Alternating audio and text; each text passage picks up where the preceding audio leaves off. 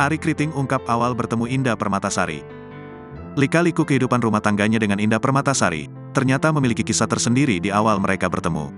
Komika ini mengungkapkan bahwa pertama kali bertemu dengan sang istri, ia memastikan jika Indah tidak tertarik dengannya.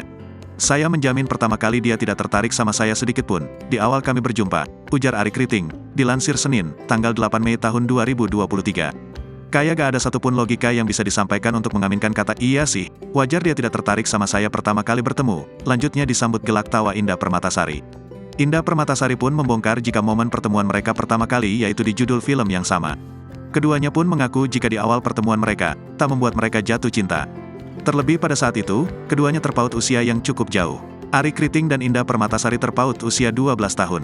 Dan pada saat pertama kali bertemu Ari Kriting, usia Indah Permatasari baru menginjak 18 tahun.